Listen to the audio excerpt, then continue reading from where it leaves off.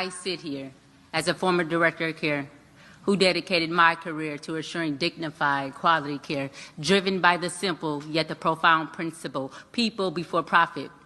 However, the trajectory of my life changed after a workplace accident left me with a spinal cord injury, joining the 64 million Americans living with disability and among the 15 million who requires in-home personal care assistance.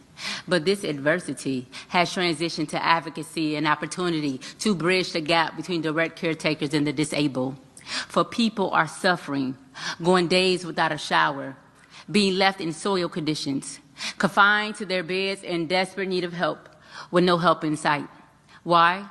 It has become challenging to find caretakers, especially for the underpaid cases which disproportionately impact those relying on government-funded programs, heightening their health risks to developing secondary issues, leading to hospitalization, nursing home placement, and yes, even preventable deaths.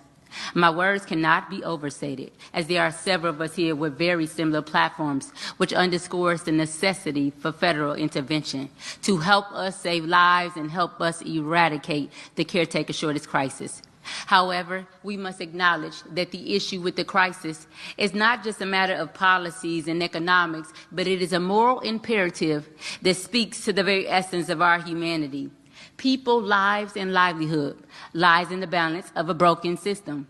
But as Ms. Wheelchair America, I will use my knowledge as a former director of care and my lived experience, giving me a 360-degree perspective to educate and advocate for national policy reform, for personal care assistance fund, and safeguardings for our caretakers, the unsung heroes, to receive quality wages, benefits, comprehensive training, and a robust support system.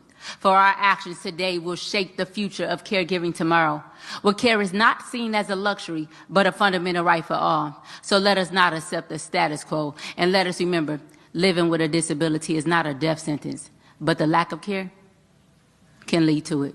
Thank you. Ms. Wheelchair, Michigan, Shantae Favors.